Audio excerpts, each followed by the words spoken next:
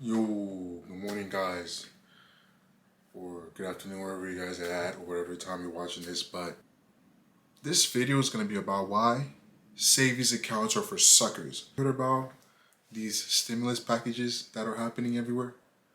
2,000, 3,000, 4,000.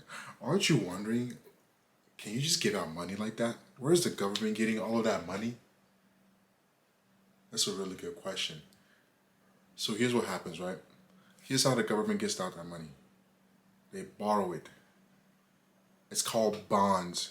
The bond is like an IOU from the government, and we say, here, in 1 year, you're gonna get $100, but you can buy it from me for $98. So that's 2% interest year by year, right? So that's what happens. That's how the government gets their money. So that's gonna give them more into debt.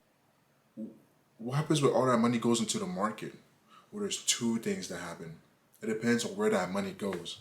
Usually when this kind of stuff happens, it will go to rich people and they will put it into stocks because if you're rich, you got everything that you need. You don't really need to buy more stuff. You can already afford that normal stuff. You're not gonna buy more food than you need. You're not gonna buy. Maybe you might buy another really expensive car, but you'll probably already have that.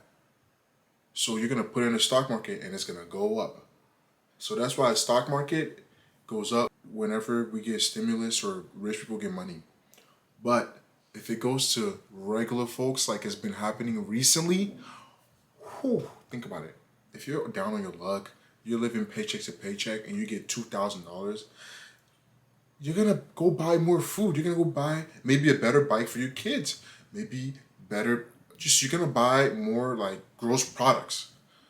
Okay, and what happens then if everyone in America who's basically needs the money gets it? The things are gonna get more expensive because now there's no more demand. There's more demand. There's only so many bikes, but more people have money to buy that bike. So things are gonna get more expensive. Savings accounts are for suckers. And I'm not just saying it. I'm gonna tell you right now. Here's my plan when I get paid. Okay? I use my credit card because I kind of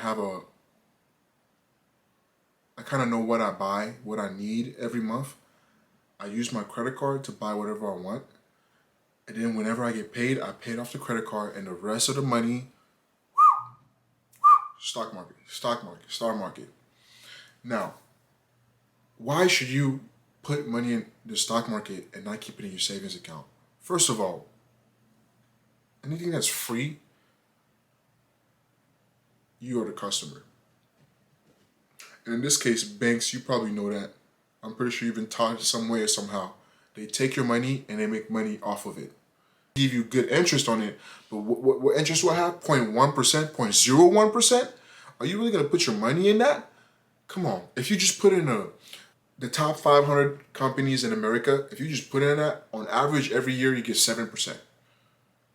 Now, I'm not suggesting you do that because that's a different story for another video. But my point is that last year, right? You can go look this up yourself. All the money in circulation, 25% of it was printed last year. Does that not sound crazy to you? If 25% of all money was printed last year, isn't there going to be inflation? Now, in case you don't know what inflation is, it means things get more expensive. The things that you used to have to buy for $1, now you have to buy for $1.50. I'm going to give you a legit example. I've been going to this taco spot for 7 years since high school, and I would always pay $2 a taco. During 2020, this weird situation that we were in, they went up to $2.50 a taco, and they told me it was because meat got more expensive. So what does that mean? If you have money for the long term that you just keep in your savings account that you know you don't need in the next year, maybe if you're lucky enough to be able to have money saved, don't keep it in your savings account. Keep it in the stock market. Now you might be like, oh, why? What stock do I choose? The stock market could go down too. Do you think Google's gonna go bust anytime soon? Do you think Apple's gonna go bust anytime soon? No, right? So then just park your money in Apple. Over a year's time, they're only gonna go up. Unless we have some huge depression, then that's not something you should be worrying about. You should be worrying about whether or not you still have money, whether you still have a job. That's what you should be worried about. So all I'm essentially saying is from this is right. You want to keep your money in something that adjusts with inflation or even outpaces inflation. So you still get a profit or something like that. Buy a house. Houses get more expensive as inflation goes up. Buy some stocks. Buy some bonds. Bonds are not only for rich people. You can buy a bond too. So think about it.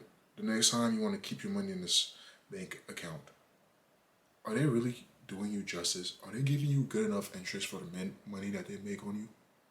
If no, think about some stock market. Think about some adjustable assets. This is how rich people move. They don't keep it in a savings account unless they need to use it soon. I'm talking about within the next month. Thank you for your time. Peace.